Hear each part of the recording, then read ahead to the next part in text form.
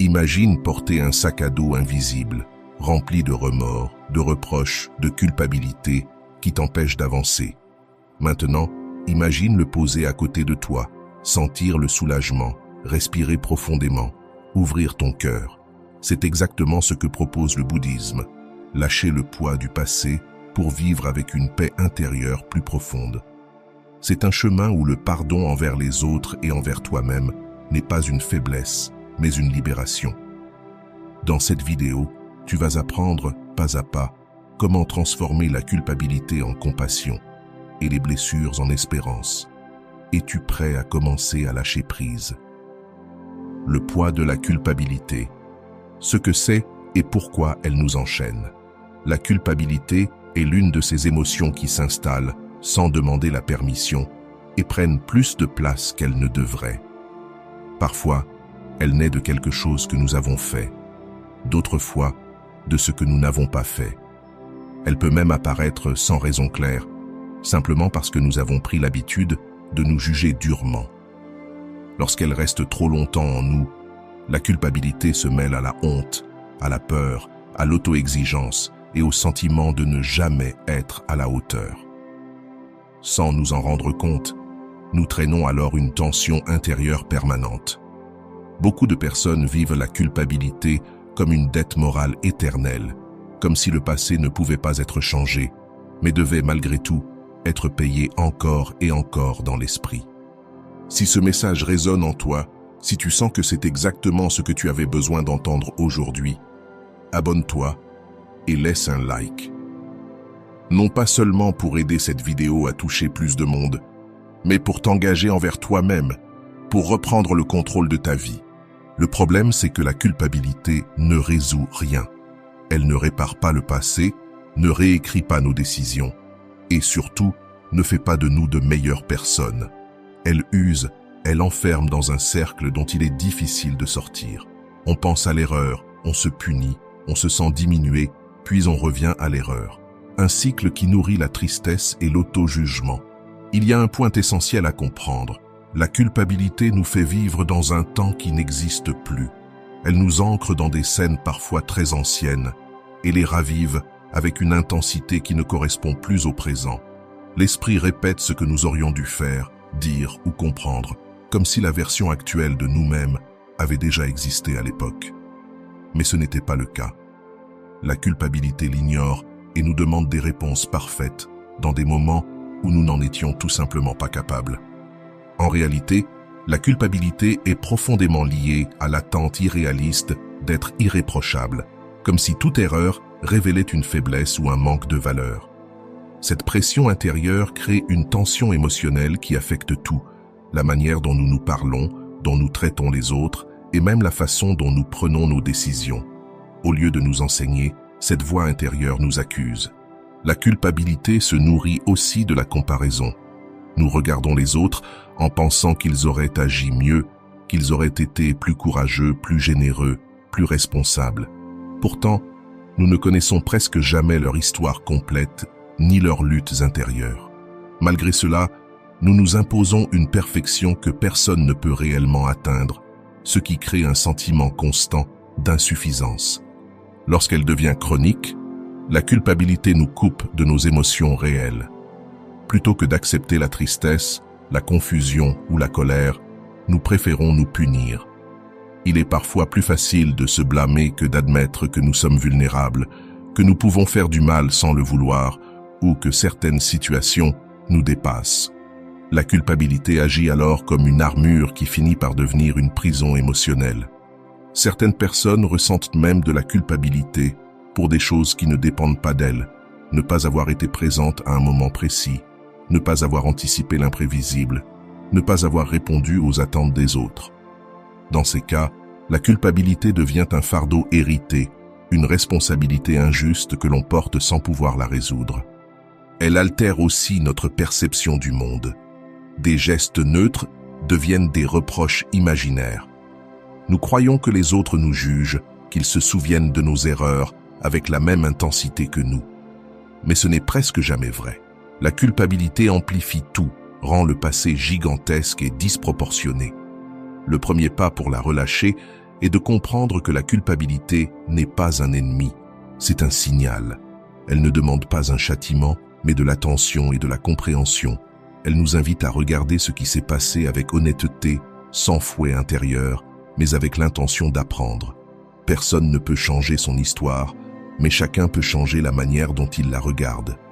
La culpabilité révèle souvent un désir profond d'agir avec plus de conscience, de bienveillance et de responsabilité à l'avenir. En cela, elle a une valeur. Le problème commence lorsque cette valeur se transforme en poids permanent. L'enjeu n'est pas de nier l'enseignement, mais de le prendre, puis de laisser partir la souffrance inutile. Or, bien souvent, nous faisons l'inverse. Nous oublions la leçon et conservons la douleur. Lorsque nous comprenons cela, quelque chose bouge à l'intérieur.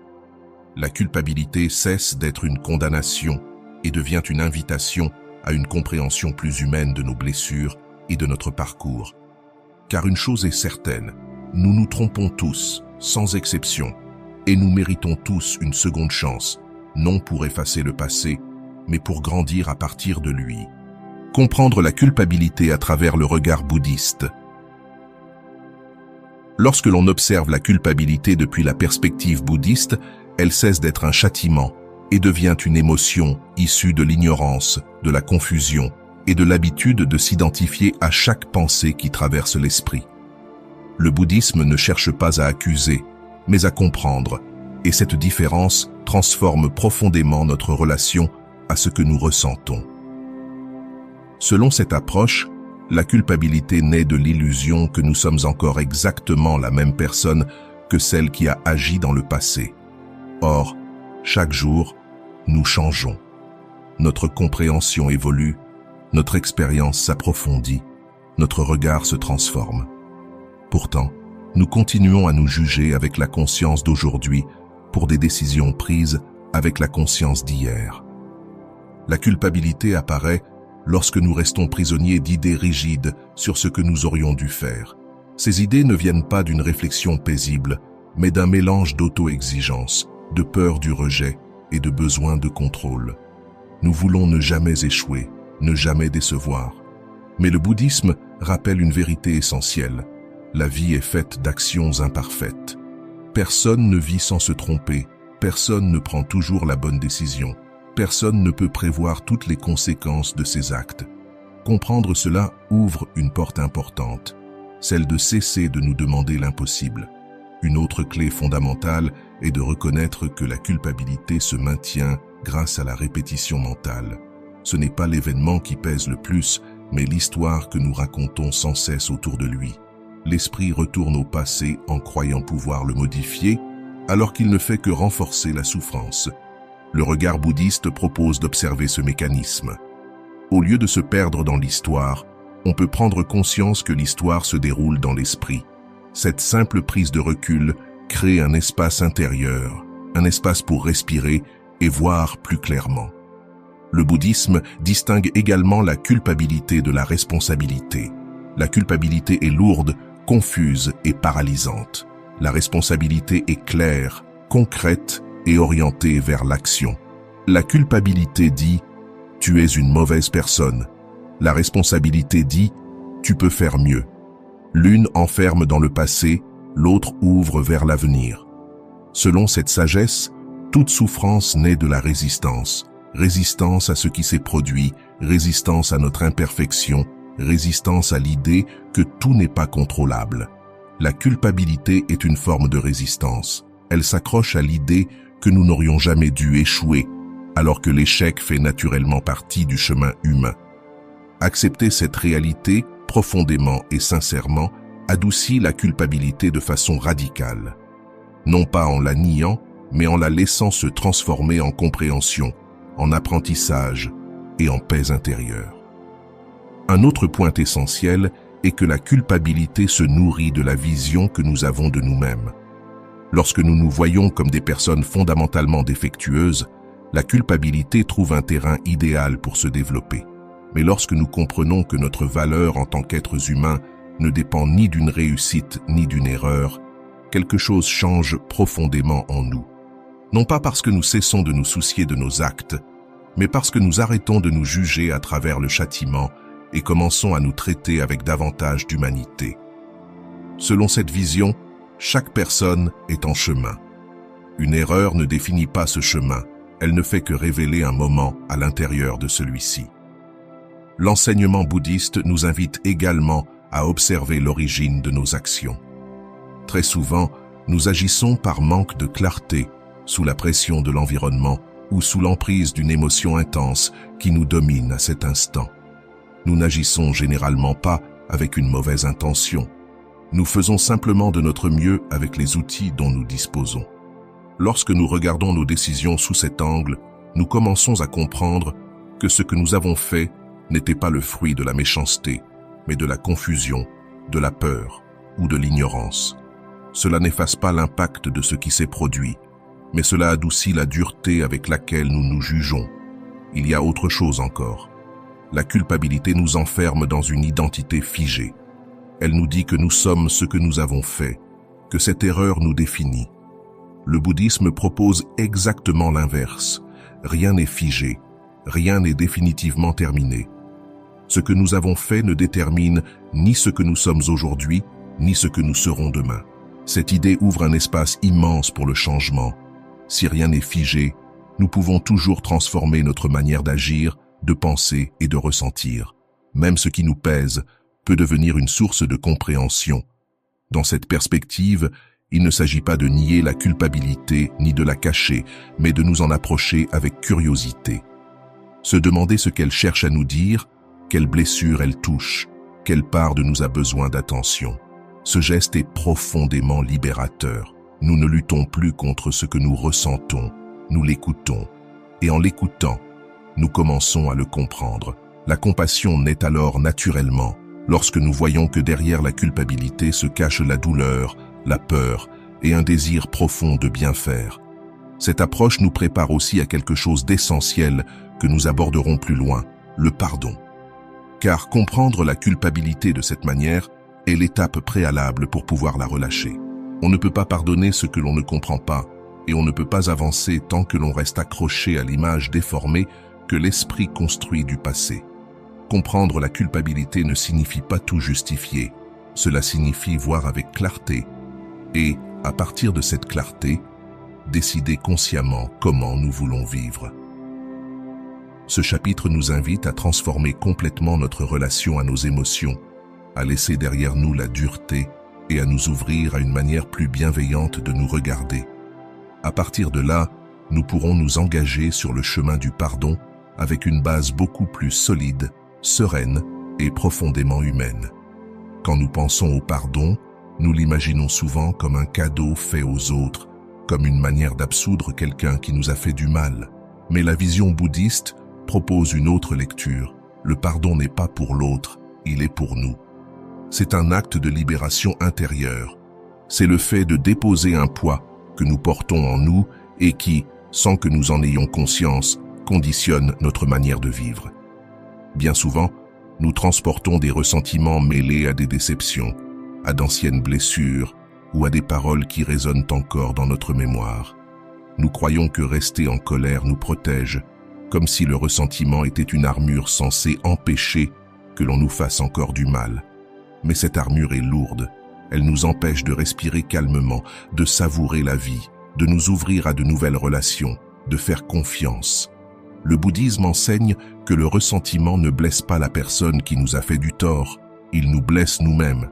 C'est comme tenir un charbon brûlant en espérant qu'il brûle quelqu'un d'autre. Le seul à se brûler est celui qui le tient. Pardonner, dans cette perspective, ne signifie ni oublier ce qui s'est passé, ni le justifier. Cela ne signifie pas non plus refaire confiance, ni redonner une place à cette personne dans notre vie. Pardonner, c'est relâcher l'impact émotionnel que cet événement continue d'avoir sur nous. C'est cesser de le revivre sans cesse, arrêter de s'accrocher à la douleur, ne plus porter ce souvenir comme s'il faisait partie de notre identité. Il s'agit de nous libérer de l'histoire que l'esprit répète encore et qui nous maintient prisonniers de ce qui est déjà passé. L'un des piliers de cette vision est la compréhension que les êtres humains agissent à partir de leurs propres blessures, peurs et confusions. Cela n'excuse pas le mal causé, mais cela permet d'en comprendre l'origine.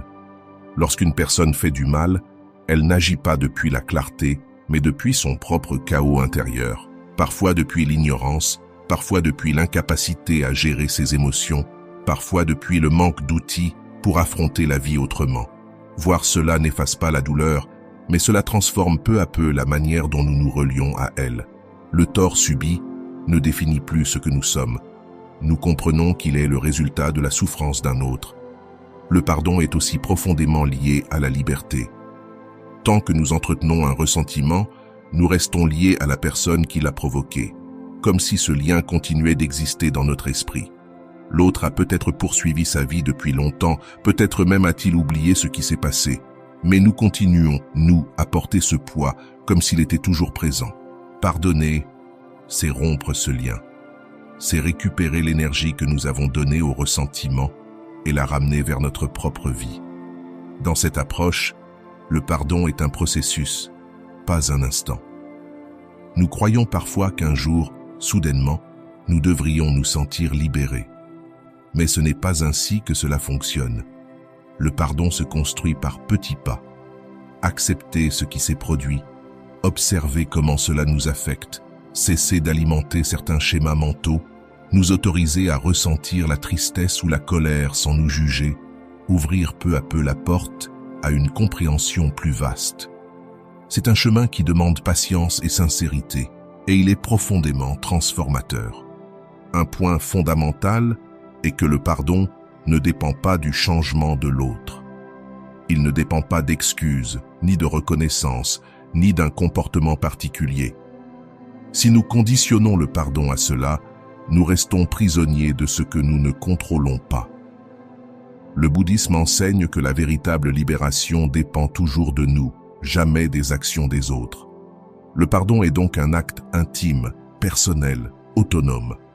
Nous ne le devons à personne. C'est un cadeau que nous nous faisons à nous-mêmes. Il est également essentiel de reconnaître que s'accrocher à la douleur ne répare pas ce qui s'est passé. Parfois, nous pensons que lâcher le ressentiment revient à minimiser ce que nous avons vécu, comme si pardonner était un manque de respect envers notre propre blessure. En réalité, c'est exactement l'inverse. Le ressentiment maintient la blessure ouverte. Le pardon permet qu'elle se referme. En pardonnant, nous honorons notre douleur parce que nous cessons de nous punir pour ce qui est arrivé. Nous lui permettons de cicatriser. Nous lui permettons de cesser de gouverner notre vie émotionnelle. Cette vision nous invite aussi à regarder le pardon depuis le présent et non depuis le passé. La vraie question n'est pas pourquoi cela est arrivé, mais comment voulons-nous vivre maintenant? Voulons-nous continuer à porter ce poids? Voulons-nous continuer à ressentir ce nœud dans la poitrine chaque fois que nous y pensons? Voulons-nous continuer à offrir de l'espace mental à quelque chose qui ne fait plus partie de notre vie actuelle? Parfois, nous réalisons que nous sommes attachés à cette douleur depuis si longtemps que nous n'imaginons même plus ce que serait la vie sans elle. Pardonner, c'est aussi se permettre de le découvrir. Le bouddhisme rappelle enfin que le pardon n'est pas une obligation. Ce n'est pas quelque chose que nous devons faire parce que quelqu'un nous le demande ou parce que cela semble moralement valorisé. Le pardon naît lorsque nous comprenons le prix de ne pas pardonner. Lorsque nous voyons que le ressentiment nous vole notre énergie, notre calme, notre liberté. Et lorsque nous ressentons que déposer ce poids vaut la peine pour retrouver notre bien-être. Dans cette perspective, le pardon n'a rien à voir avec le fait d'être quelqu'un de bien. Il a tout à voir avec le fait d'être libre. Libre de ne plus rester prisonnier d'une histoire qui ne peut plus être changée. Libre d'ouvrir de l'espace pour la sérénité, la clarté et la compassion. Libre de se rappeler que nous sommes tous en chemin, avec nos erreurs, comme les autres avec les leurs. Ce chapitre nous prépare à une étape encore plus délicate, le pardon envers soi-même.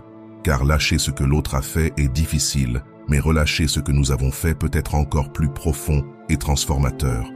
Se pardonner à soi-même est probablement l'une des tâches les plus difficiles à entreprendre. Non pas parce que c'est impossible, mais parce que nous sommes souvent bien plus durs avec nous-mêmes qu'avec n'importe qui d'autre. Ce qui est frappant, c'est que face aux erreurs des autres, nous trouvons des explications. Nous comprenons leurs peurs, nous reconnaissons leurs limites. Mais lorsque nous regardons nos propres fautes, un jugement implacable apparaît. Un jugement qui ne se contente pas de se souvenir de ce qui s'est passé, mais qui l'exagère, l'amplifie, le répète et en fait une étiquette permanente. Le premier pas pour te pardonner est de comprendre que tu n'es plus la même personne que celle qui a agi à ce moment-là. Et cette compréhension, aussi simple qu'elle puisse paraître, est profondément libératrice. Cela renferme une vérité immense.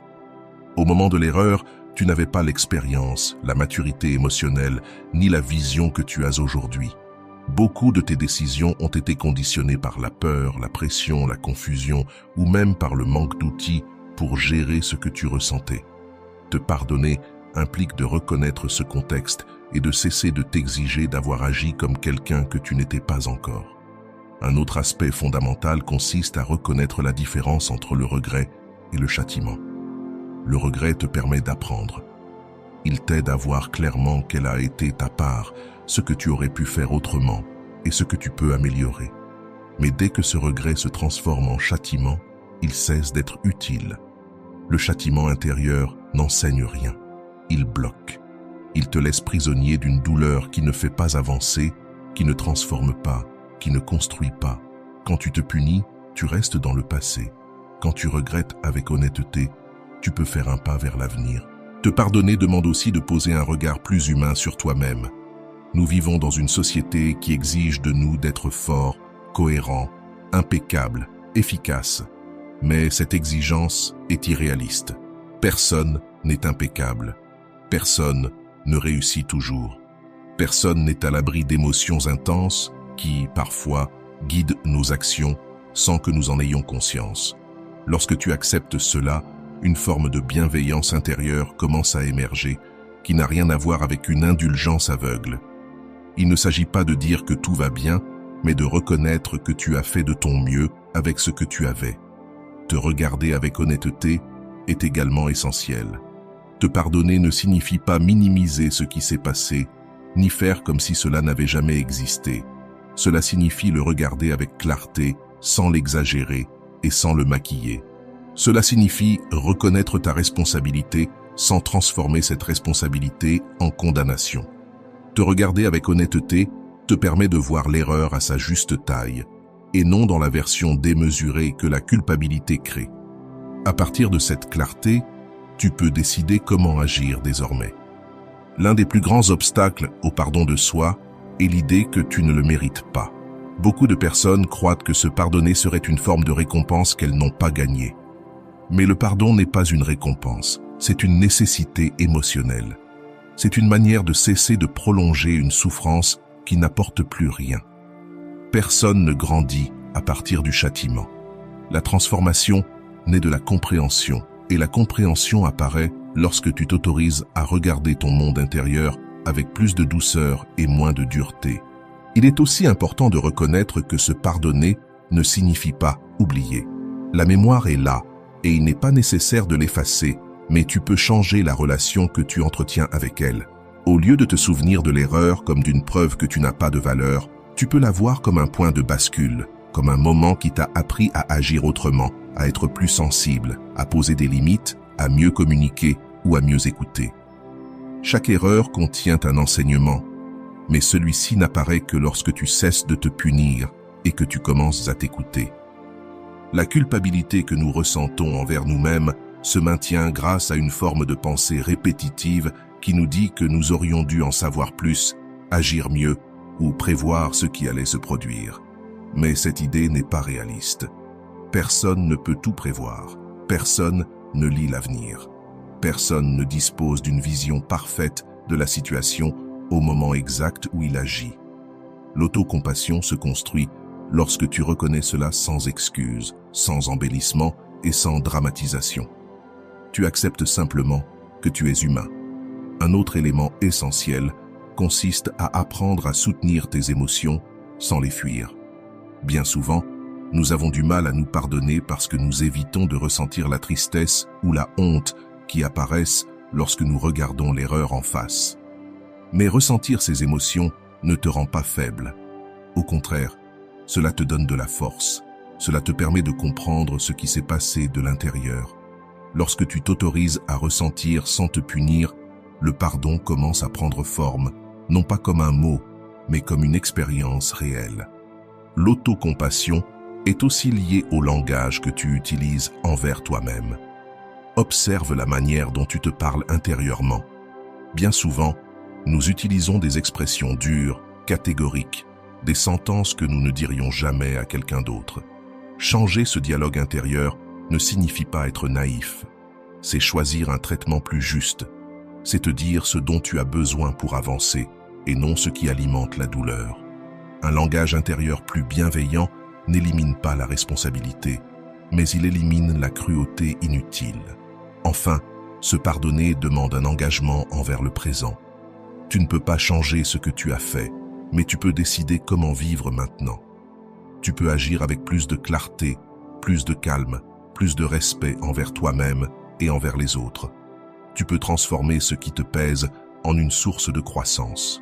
Le pardon envers soi-même n'est pas une clôture immédiate, c'est un chemin que tu parcours avec patience, et chaque pas que tu fais t'approche d'une plus grande liberté intérieure. Ce chapitre nous amène vers un élément qui complète ce processus, le pardon envers les autres.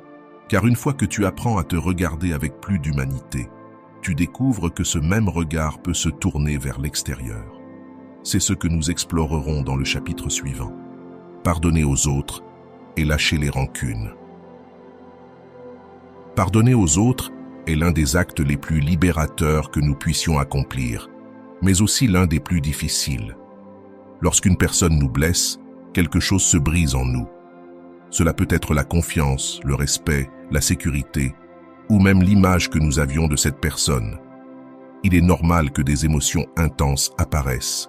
La colère, la tristesse, la déception, la peur, parfois même un sentiment de trahison. Le problème survient lorsque ces émotions restent actives trop longtemps. Elles commencent alors à se transformer en quelque chose de plus profond, une rancune qui s'enfonce en nous comme une épine. Parfois, nous pensons que conserver cette rancune est une manière de nous protéger, que rester sur nos gardes et en colère empêchera qu'on nous fasse à nouveau du mal. Mais il se produit exactement l'inverse. La rancune nous fait revivre sans cesse la douleur initiale. Elle permet à un événement passé de continuer à influencer notre présent. C'est comme une blessure que nous empêchons de cicatriser parce que nous continuons à la toucher. La rancune n'empêche pas l'autre de nous blesser, elle prolonge simplement la blessure que nous portons déjà. Pardonner ne signifie pas approuver ce qui s'est passé. Ce n'est pas dire que c'était bien, ni que nous l'accepterons à nouveau. Ce n'est pas non plus d'autoriser cette personne à rester dans notre vie. Pardonner est un acte strictement personnel. C'est une décision qui concerne notre monde intérieur et non les relations que nous maintenons ou que nous choisissons de couper. Il y a des personnes que nous pardonnons profondément et avec lesquelles, malgré tout, nous décidons de ne plus avoir de contact. Cela n'enlève rien à la valeur du pardon. Au contraire, cela le rend plus authentique. L'une des clés du pardon consiste à comprendre que le comportement des autres est profondément conditionné par leurs propres blessures. Chaque personne porte son histoire, ses peurs, ses insécurités et les limites qu'elle traîne depuis des années. Bien souvent, le mal que nous recevons n'est pas né de la malveillance consciente, mais de la douleur non résolue de l'autre. Cela n'a pas été planifié. C'est né de la maladresse émotionnelle de l'autre personne, de son incapacité à gérer un moment de tension, de son impulsivité ou de son manque de compréhension. Cela n'efface pas la blessure, mais ouvre une porte pour comprendre comment cela s'est produit. Une autre manière d'aborder le pardon consiste à réaliser que les personnes ne sont pas figées. Tout comme tu n'es plus la même personne que celle qui a pris des décisions que tu regrettes aujourd'hui, les autres ne le sont pas non plus.